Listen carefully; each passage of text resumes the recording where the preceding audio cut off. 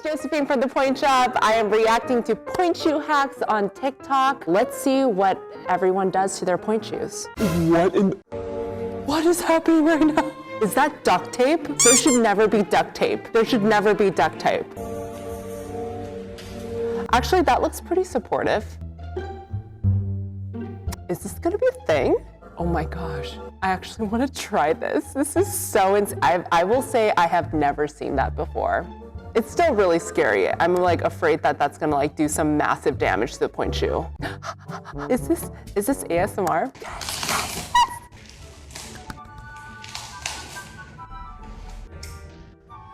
Oh, I love the dramatic scissors.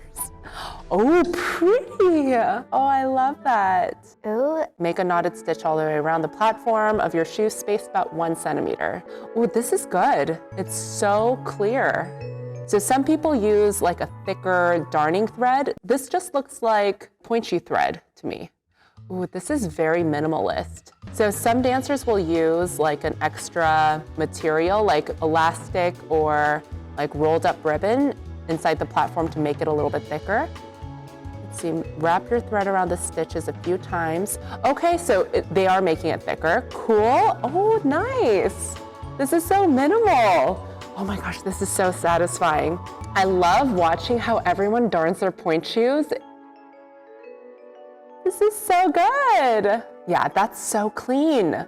Okay, so they use just the thread itself to sew around to make it a little bit thicker. It's still pretty minimal, but I think it's even just that little amount is gonna help you out in terms of like balancing and making the pointe shoe last a little bit longer. Benefits of darning a pointe shoe. There you go, we just watched the darning.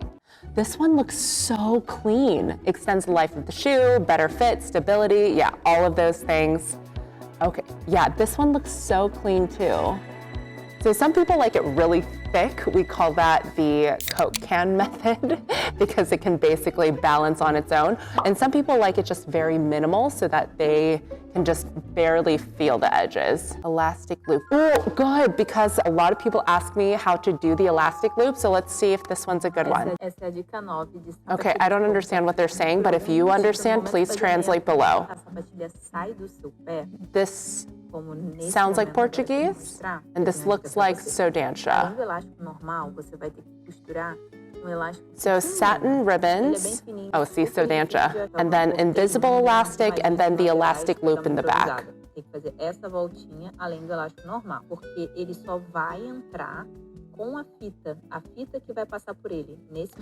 they put the elastic loop in the back so that you can put the ribbon through the elastic loop in the back so you can keep the heel up on your foot a little bit better. It's a pretty good hack. And it works a lot better if you're using regular satin ribbon than stretch ribbon, because if you put stretchy ribbon through the elastic loop, they both stretch so it doesn't really pull it up as well. But if you're using satin ribbon, this will help keep up the heel a little bit more. Look at how many pretty colored pointe shoes there are at the back. My pointe shoe heel hacks. My nightmare.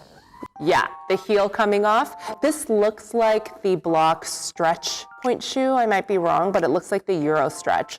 And that shoe has a stretchy satin. So some people can't keep the heel on because it kind of stretches and it pulls off.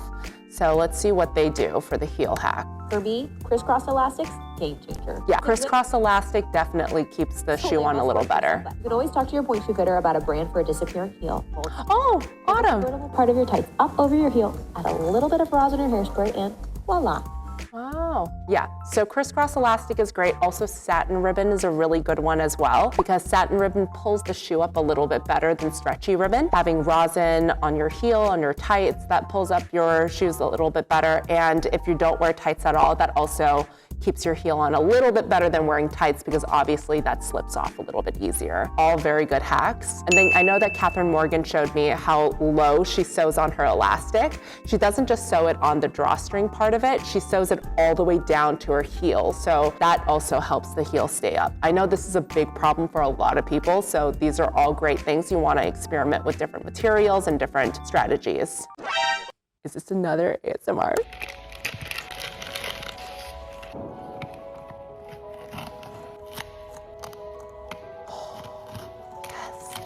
I love de-shanking pointe shoes. It's just so satisfying.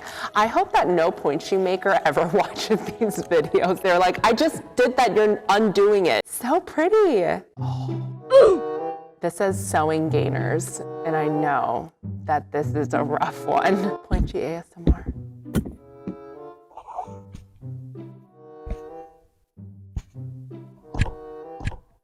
How are you doing it so easily? This satin is thick.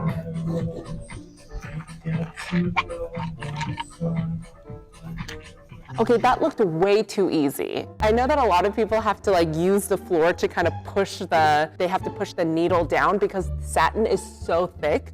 This was way easier. I'm gonna watch this again. Wait, I use a little plier.